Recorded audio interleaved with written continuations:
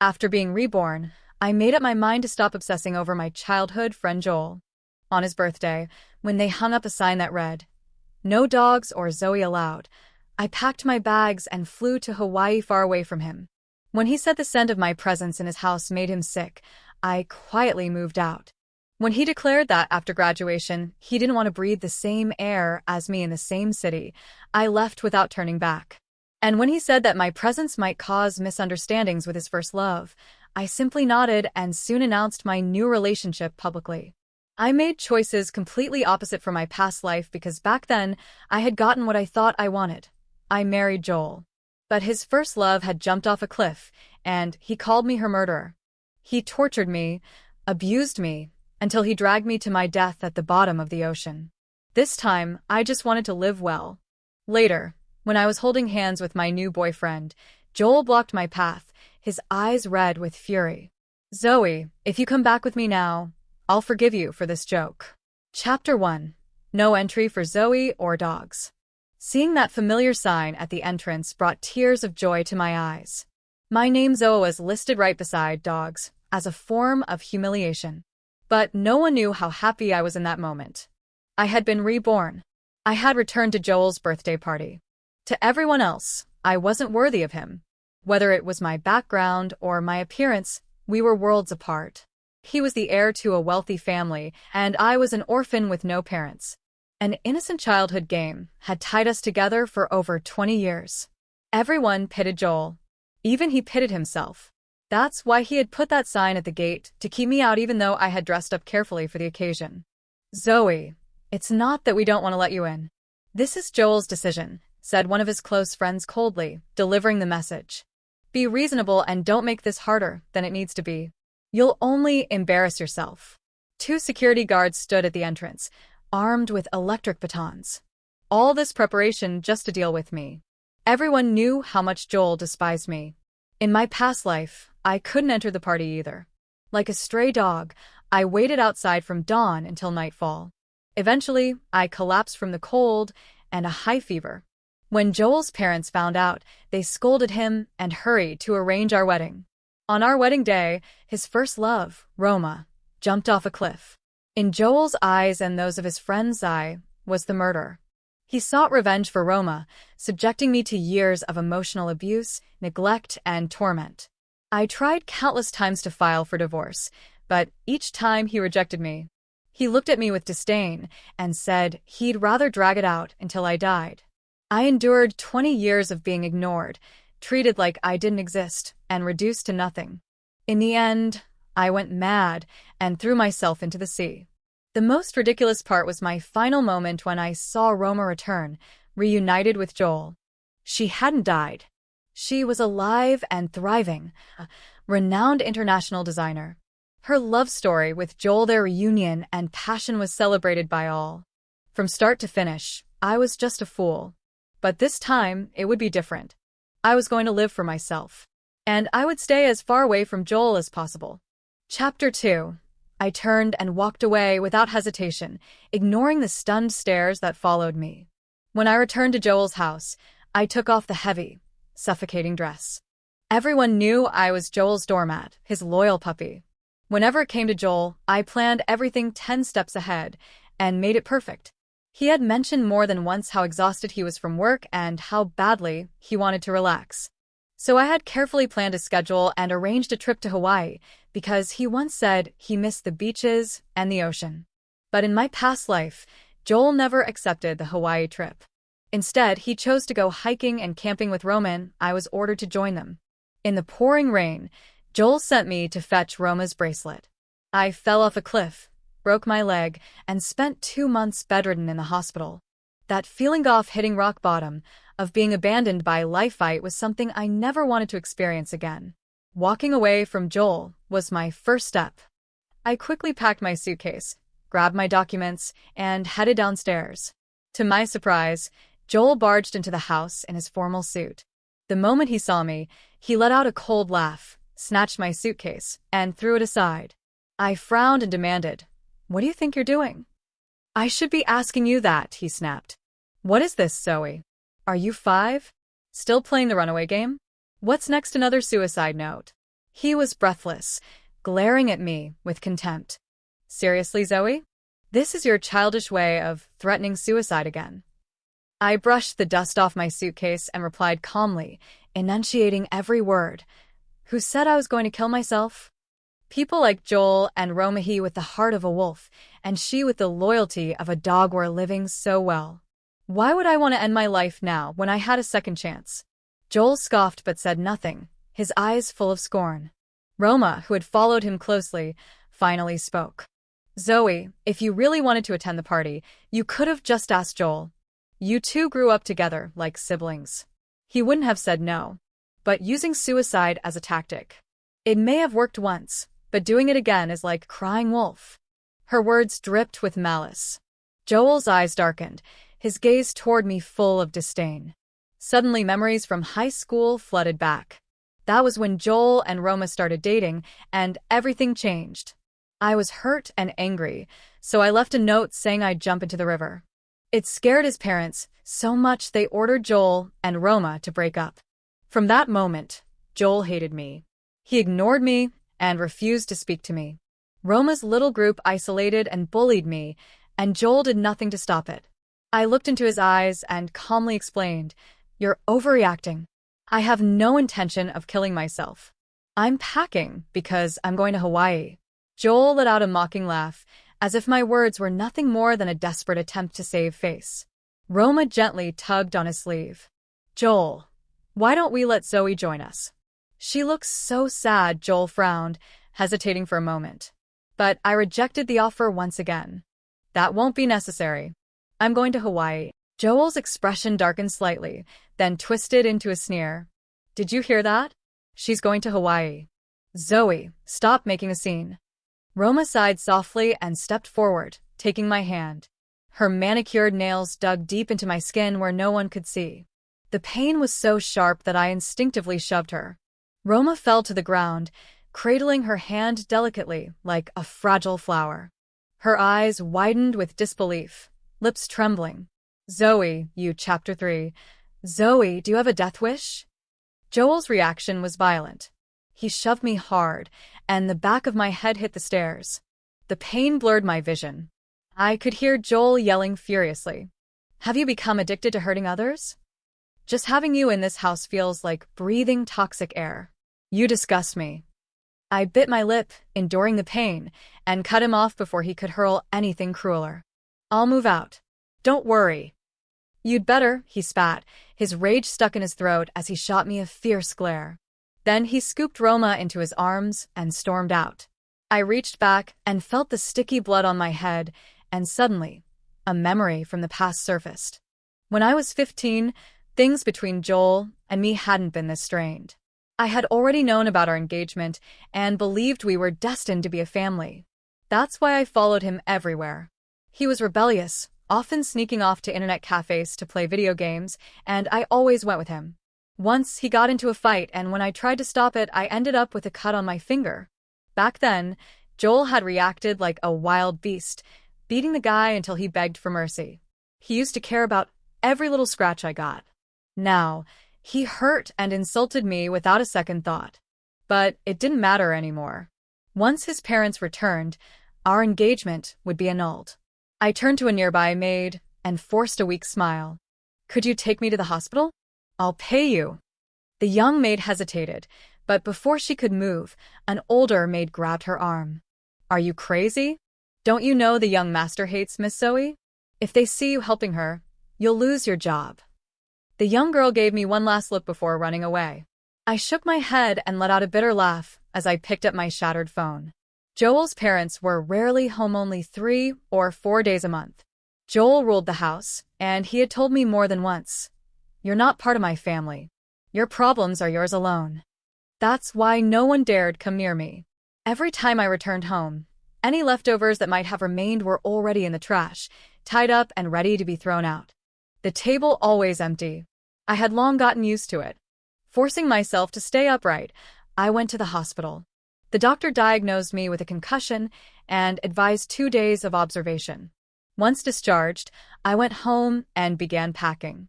The maids watched me coldly as I struggled to gather my things. That same afternoon, I finished packing and moved into a hastily rented apartment. It was only temporary. Once I graduated, found a job, and dissolved the engagement, I'd finally be free of everything tied to that house. 3 days after moving out, Joel called me. His voice was slurred. Was drunk. "Where are you?" "Private room, A12. Come now."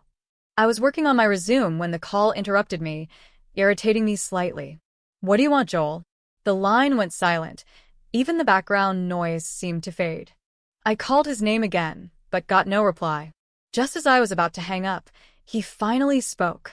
"Zoe, where the hell did you go?" I kept typing, barely paying attention. "You said living in the same house as me made the air stink. So I moved out." "Relax. I'm not coming back." His breathing grew heavier before he let out a cold laugh. "Zoe, when did you become so obedient?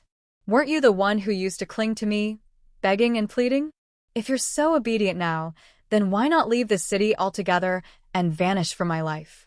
I don't care what game you're playing, but if you keep bothering Roma, I'll make sure you regret it." My fingers trembled as I tried to control the mouse, staring at the computer screen. It took a moment for his words to fully register. His mocking voice rang out again through the phone. "What?" "No response? Aren't you tired of these pathetic little tricks? Apologize to Roma, and I'll let you come back." I inhaled slowly and answered with a steady voice.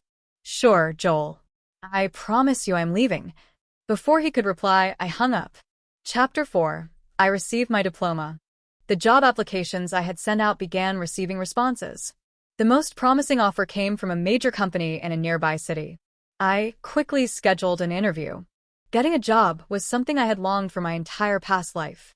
I was nervous and excited all at once. But just as I was boarding the train, I got a call from the company I had been hired. Sitting on the high-speed train, I eagerly searched for available apartments. The thought of finally escaping Joel filled me with joy. But just as I stepped off the train, my phone rang. It was Joel. As soon as I answered, his sharp, cold tone hit me like ice water. "Zoe, where are you?" My good mood vanished instantly. "What do you want?" His voice turned even colder. "My parents are back. They want you home for dinner." At dusk, I returned to Joel's house. At the dining table sat 4 people, his parents, Joel, and Roma. The tension in the air was thick, and no one looked pleased. Whatever had happened while I was away clearly hadn't gone well. I kept a calm expression as I walked in. Joel glanced at me briefly, then tossed his chopsticks aside and stormed upstairs. "I'm done eating. I'm sick of this." Roma quickly followed him. I sat quietly next to Joel's parents. They fumbled through awkward excuses to justify Joel's behavior, but I didn't pay attention. I looked at the 2 people who, in my past life, had felt like parents to me. When they found out Joel had locked me away, they tried to rescue me. But by then, he had seized full control of the family, and there was little they could do. I never blamed them, I only blamed myself for being so naive. Gently, I said, "Uncle, Andy, I've been thinking a lot these past few days. Joel and I were not compatible. He doesn't love me, and I don't love him either. Rather than chaining ourselves to a miserable future, it's better to let go. Let's annul the engagement." Joel's mother's face tightened, and tears welled in her eyes. "Does it really have to end like this?" I nodded firmly. Finally settling this matter lifted a weight from my chest. Before leaving, I went upstairs to collect a few things I'd left behind. On the way, Roma blocked my path. "Zoe, can you give Joel back to me? I'm pregnant with his child. This baby can't grow up without a father." Her eyes were red, tears streaming down her cheeks, making her look utterly pitiful. I instinctively frowned and took a step back. Then, Roma's expression twisted into something dark and unsettling. Suddenly, she grabbed my arm and violently flung herself backward. "Zoe, don't push me. The baby. My baby, it hurts." She tumbled down the stairs, blood pooling between her legs. Joel burst out of his study just in time to witness the scene, his face twisted with rage. Without thinking, he slapped me hard. "Zoe, you're heartless. People always said you were abusive, and I thought they were exaggerating. But now I see it with my own eyes. What do you have to say for yourself? If it weren't for you, Roma and I would have never broken up." Why do you always ruin everything? Joel's parents came out of their room, and Roma clutched her belly, wailing even louder.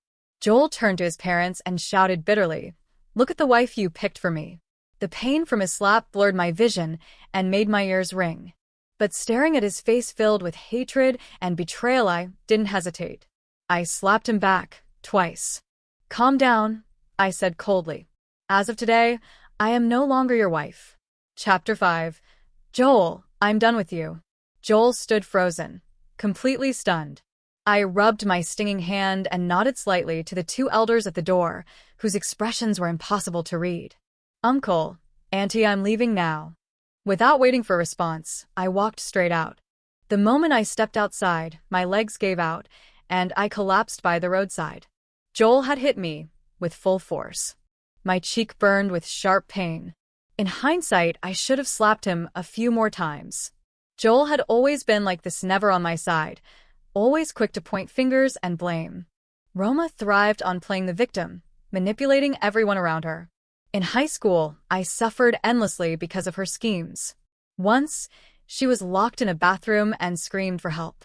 I rescued her, only for her to run into Joel's arms and subtly suggest that I had locked her in there. I didn't even get a chance to explain. Joel refused to believe me. Eventually, I stopped trying to defend myself, but that only made the accusations pile up. "Excuse me, do you need help? Should I take you to the hospital?" I squinted and looked up. A man dressed head to toe in a black hat, black mask, black clothes stood beside me. With that look, he was either a celebrity hiding in public or some kind of weirdo. I was about to decline when my head spun, and I fainted. When I woke up, I was staring at a familiar white hospital ceiling, the harsh scent of disinfectant in the air. Next to the bed, a man with golden curls rested with his head down.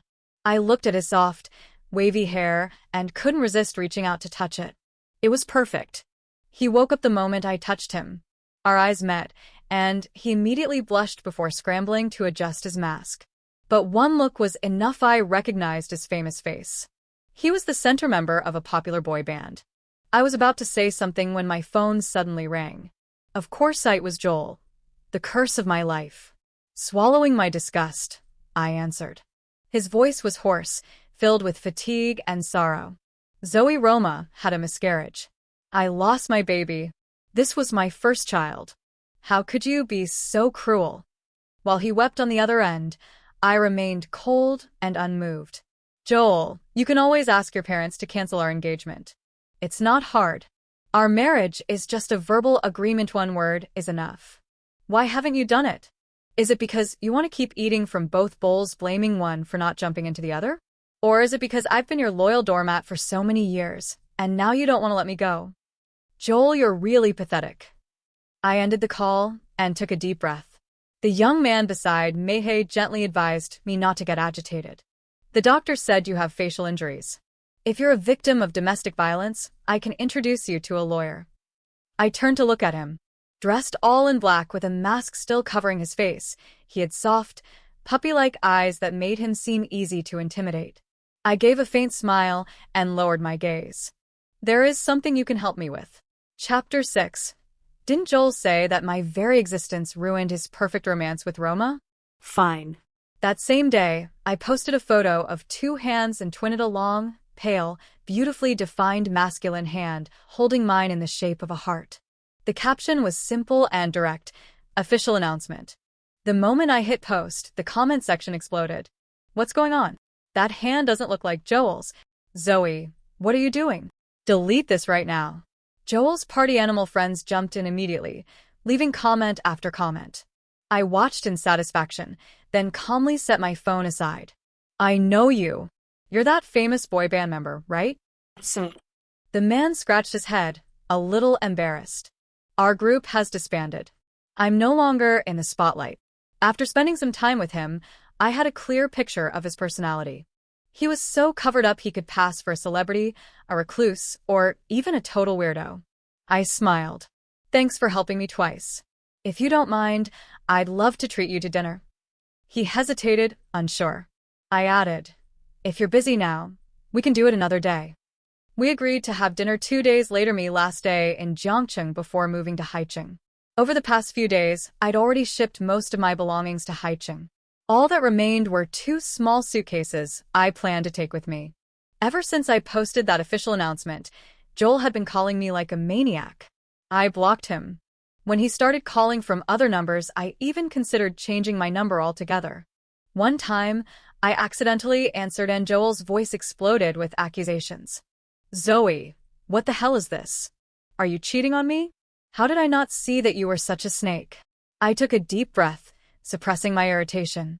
Ever since I woke up and stopped feeling anything for Joel, I realized he didn't have a single redeeming quality.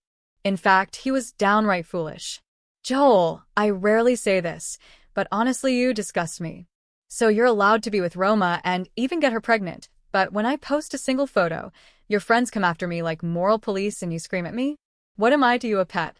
Or did your parents buy me? Joel, why don't you ask them? Our engagement was dissolved long ago. I'm single and have nothing to do with you. Whatever you and Roma have, love or hate, it's none of my business." Joel's voice trembled with disbelief. What did you just say? Our engagement is over?" No. I don't agree. His tone was so intense and certain that for a second, I was stunned. But I quickly gathered myself and answered with calm finality. "It doesn't matter if you agree or not. We never had an engagement party. You never acknowledged me publicly as your fiancé. And everyone knows that you and Roma are the real couple. Honestly, Joel, your opinion no longer matters." Chapter 7. After that day, Joel's parents called me several times. The 2 elders asked if I would come back. I firmly rejected their offer. I had worked too hard to escape that place. There was no way I'd return. On the day I had dinner with Sam, he showed up once again, completely covered from head to toe. I understood it made sense. His face was far too recognizable. I booked us a private room, hoping for a quiet meal. But fate had other plans. I ran into that wretched man Joel. He rushed over and grabbed my wrist tightly. "Zoe, you really betrayed me. I thought you were joking, but here you are dining with this guy? Who is he?" "Joel, do you think you're in some kind of CEO drama?" I rolled my eyes and pinched his arm hard. When he let go, I quickly stepped back, shielding Sam. Joel had always been hypermasculine on disagreement, and he'd lose control. He once smashed my suitcase on the ground for no reason at all. His gaze darkened now, glinting with pain. "Zoe, you're protecting him?" I sighed in exasperation. "Who else would I protect? You? The one who's always throwing tantrums? Get lost already. I'm sick of your nonsense. Our engagement is over. We have nothing to do with each other." Joel clenched his jaw, furious. "Zoe, I won't let you go. You killed my child. You owe me another one." What an outrageous declaration. For a moment, I thought I had misheard. "Joel, if you're mentally unstable, go see a doctor. What is your family's massive surveillance system just for show?" Roma fell down the stairs on her own, not taking the blame for that. I narrowed my eyes and gave him a meaningful look. In palace dramas, tricks like these don't just frame others, they eliminate threats. We've known each other for years, so I'll give you some friendly advice. Maybe you should start investigating the person sleeping next to you. In my past life, Roma faked her death for 30 years and then made a grand return to China. Abroad, Roma had married an 84-year-old billionaire. Not long after his death, she began an affair with his son. The only reason she left that life and came back here was because her many infidelities had been discovered by the furious wife. She no longer had a place to stay. A woman as calculating as Roma wouldn't risk Joel's child just to frame me. There was clearly more to the story. Seeing the shock on Joel's face, I let out a mocking laugh, the same kind he always used with me. I thought I could finally walk away. But Joel stepped forward, eyes red and brimming with tears, blocking my path. "Zoe, if you come back with me now, I'll forgive this little prank." I shot him a look of pure disgust. "Joel, are you okay? You should get your head checked." I brushed past him, taking Sam with me. "This place has such bad energy. Let's find a better restaurant." Sam obediently nodded. Chapter 8. A friend sent me a link, suggesting I take a look. When I opened it, I saw Roma live streaming from the hospital. She was crying hysterically, accusing me of causing her miscarriage. Playing the victim, was her specialty. With the hospital setting and a diagnosis as evidence, it was easy to convince viewers. Roma guided her audience to harass me online. My social media was flooded with hate, friend requests, and nonstop calls. Every time I opened my phone, it was another wave of insults. Even old classmates, whether close or not, jumped at the chance to get attention. I was furious but also a little amused. First, I reported everything to the police. Then I called Joel and demanded he hand over the surveillance footage. But no matter how much I prepared myself, I still underestimated how shameless Joel could be. "Zoe, if you want to clear your name, the footage is at home. Just come back to me, and I'll give it to you. I've seen Roma's true colors. I won't get involved with her again. From now on, Zoe, I belong to you." I nearly gagged. I recorded the call and hung up. This time, I started my own live stream and publicly responded to Roma's accusations. I also filed lawsuits against those who used the situation to slander me.